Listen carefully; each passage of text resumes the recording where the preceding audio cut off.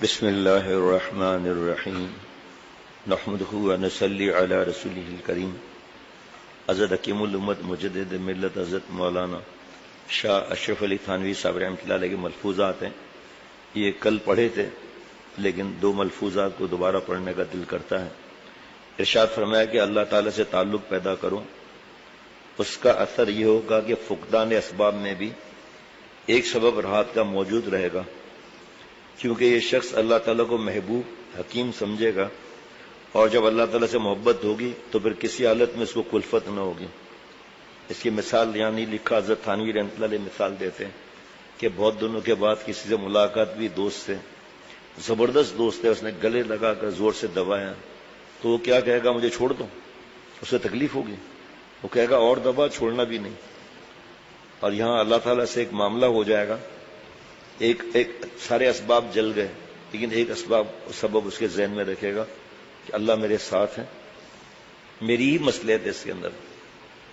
فرمایا کہ اب یہ اس کو دوبارہ زیادہ پڑھنے کا دل کر رہا ہے، اس کو بھی پڑھ لیا، لیکن مصیبت کو ہلکا کرنے کی ایک تدبیر یہ ہے کہ اپنے گناہ کو یاد کریں، دوسری تدبیر یہ ہے کہ مصیبت کے ثواب کو یاد کریں، تیسرے یہ سمجھے کہ مصیبت سے ایمان کی آزمائش ہے کہ آیا اس میں ایمان ہے یا نہیں، چوتھے یہ کہ ابدیت غالب ہو جاتی ہے اور دعویٰ اور غرور اور تکبر کا میل کچیل معلوم ہو جاتا ہے اور اپنی حقیقت منکشف ہو کر سامنے آ جاتی ہے کہ آدمی کو کوئی بھی دعویٰ نہ کرنا چاہیے۔ پانچویں یہ کہ مصائب میں استحضار عظمت الہی کا ہوتا ہے اور اس کے مقابلے میں اپنا عجز زیادہ منکشف ہوتا ہے، پس مصائب سے انسان پر ابدیت کا غلبہ ہوتا ہے اور ابدیت اعلیٰ مقام ہے۔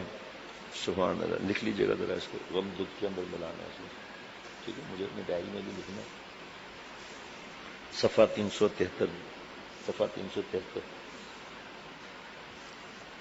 ارشاد فرمایا کہ مصیبت کے وقت صبر مطلوب ہے کہ اس کو خدا کا تصرف سمجھ کر راضی رہے کہ وہ مالک ہے، جہاں چاہے اپنی تجلی دکھلائے۔ اس کو ذہن میں رکھے کہ اللہ تعالیٰ حاکم بھی ہیں، حکیم بھی ہیں، اور دل میں خدا سے شکایت نہ لائے، نہ ظاہر میں زبان چیت کرے، نہ باطن میں زیادہ بولے۔ فرمایا کہ جس مصیبت سے انقباض اور پریشانی بڑھے وہ تو گناہوں کی وجہ سے ہے، اور جس سے تعلق مع اللہ میں ترقی ہو، تسلیم و رضا زیادہ ہو، وہ حقیقت میں مصیبت نہیں، گو صورت مصیبت ہو، اور صورت مصیبت رفع درجات اور امتحان محبت کے واسطے بھی ہوتی ہے۔ ایک تو ہے کہ کبھی کوئی تکلیف، کوئی پریشانی آئے تو معصوم تو نہیں ہے، لیکن دل میں ایک کیفیت آتی ہے کہ بھئی کس جگہ ہے، کیا ہے، الحمدللہ نماز بھی ہو رہی ہے اگرچہ گڑبڑ والی ہے۔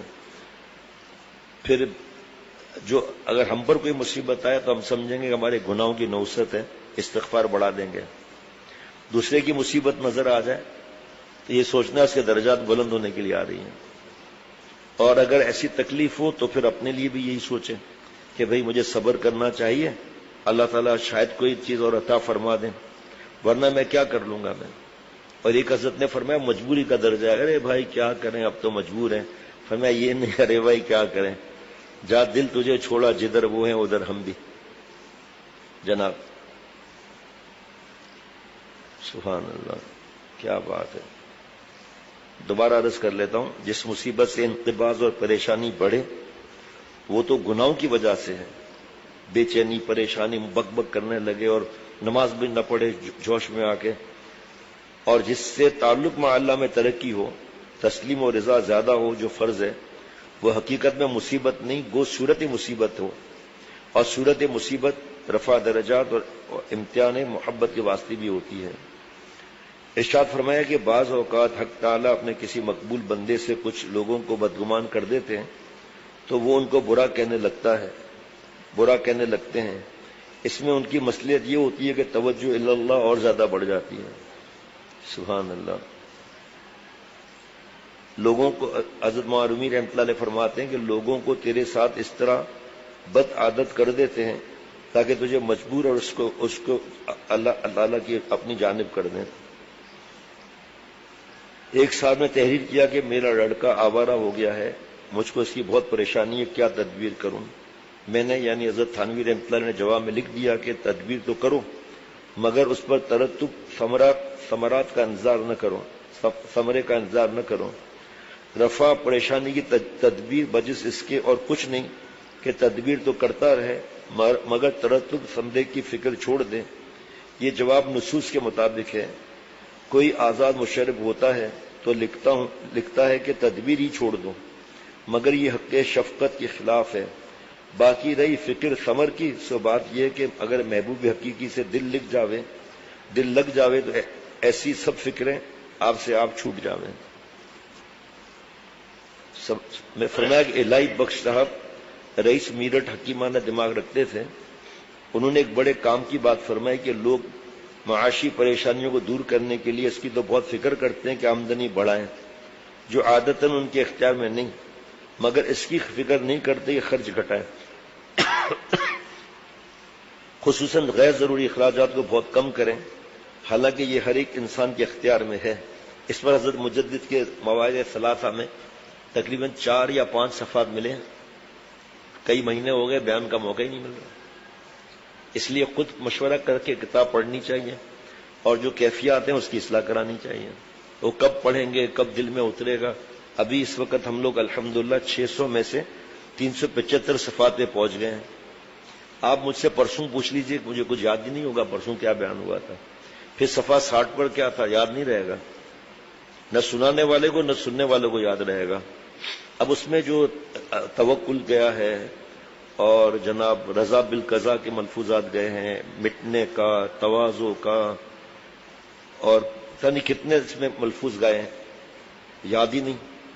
اور آسان طریقہ ہے کہ شیخ سے پوچھیں، سنتا رہے بیان بھی، میں خود بھی اللہ مجھے سناتے ہیں، سنتا بھی رہے اور سناتا بھی رہے اور پڑھتا بھی رہے اور پوچھتا بھی رہے۔ جناب ایک شخص نے بلا وجہ نوکری چھوڑ دی تھی، پھر باوجود بےحد کوشش اور صحیح کے بھی تمام عمر نوکری نہیں ملی۔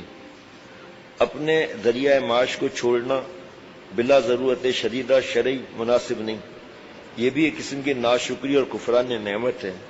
حضرت حاجی صاحب رحمۃ اللہ علیہ فرمایا کرتے تھے، ضعفاء کو ناجائز اسباب معاش کو بھی نہ چھوڑنا چاہیے جب تک کوئی ذریعہ جائز نہ مل جاوے، البتہ استغفار اور جائز ذریعے کوشش میں لگا رہے۔ حضرت والا کا جملہ بیچ میں تو وہ بتا رہا ہوں، حضرت والا رحمۃ اللہ علیہ فرماتے تھے جس طرح بے روزگار نوکری تلاش کرتا ہے نا، اس طرح تلاش کریں۔ پہلے اگر بریانی کباب کھاتا تھا، اب چٹنی روٹی کی فکر کر لے، حرام ذرائع سے بچے۔ یہ سبحان اللہ۔ اور حکمت یہ بیان فرمایا کرتے تھے کہ اب تو معصیت ہی میں مبتلا ہے، اسباب معاش چھوڑ دینے کے بعد افلاس ہوگا اور اس سے جو پریشانی ہوگی اس میں اندیشہ کفر کا ہے، اور اب معصیت وقایا ہو رہی ہے کفر کا۔ کیسی حکیمانہ بات فرمائی۔ ہاں اگر جائز صورت مل جائے تو اس وقت اس ناجائز کو فوراً چھوڑ دیں۔ جناب آخری ملفوظ آج کا، تنگی اور مصائب کے دور ہونے کا ارادہ ہی چھوڑ دیا جائے، بلکہ موجودہ پریشانی ہی کے لیے اپنے کو آمادہ کر لیا جائے کہ اس میں اللہ کی طرف سے خیر ہے۔ بس 2 چیزوں کا التزام کر لیا جائے، دعا زوال معصیت کی، دعا زوال مصیبت کی، اور استغفار، اور ثمرات کو آخر میں سمجھا جائے۔ بس یہ علاج ہے سارے علاجوں کا، جس میں علاج ہی مقصود ہے، صحت مقصود نہیں۔ جناب اللہ اکبر، یہ بھی لکھ لیجئے گا، اس کو ہم ایک کر لیں گے 376 صفحہ پر۔ حالت مصیبت کے احکام حسب ذیل ہیں۔ حالت مصیبت میں ابتلا ہو تو صبر کیا جاوے کہ مومن کی یہی شان ہے، چنانچہ رسول اللہ صلی اللہ علیہ وسلم کا ارشاد ہے کہ مومن کی عجیب حالت ہے کہ اگر اس کو خوشی پہنچتی ہے تو شکر کرتا ہے، اور اگر مصیبت پہنچتی ہے تو صبر کرتا ہے، دونوں حالتوں میں نفع رہا۔ نمبر 2، خدا کی رحمت سے مصیبت میں مایوس نہ ہو، بلکہ فضل اور کرم الہی کا امیدوار رہے، کیونکہ اسباب سے فوق بھی تو کوئی چیز ہے۔ تو یہ یاس کی بات وہ کہیں جس کا ایمان تقدیر پر نہ ہو۔ اہل دین کا طریقہ تو رضا بالقضاء میں ہے۔ نمبر 3، مصیبت کی وجہ سے دوسرے احکام شریعہ میں کوتاہی نہ کریں۔ نمبر 4، خدا سے اس مشکل کے آسان کر دینے کی دعا کرتا رہے اور تدابیر میں مشغول رہے، مگر تدبیر کو کارگر نہ سمجھے۔ اور دعا کا حکم اس لیے ہے کہ تدبیر میں بغیر دعا کے برکت نہیں ہوتی۔ نمبر 5 استغفار کرتا رہے یا اپنی گناہوں سے معافی چاہے۔ نمبر 6 اگر مصیبت ہمارے کسی مسلمان بھائی پر نازل ہو تو اس کو اپنے اوپر نازل سمجھا جاوے، اس لیے کہ ویسے ہی تدبیر کی جائے جیسا کہ اگر اپنے اوپر مصیبت نازل ہوتی تو اس وقت کرتے ہیں۔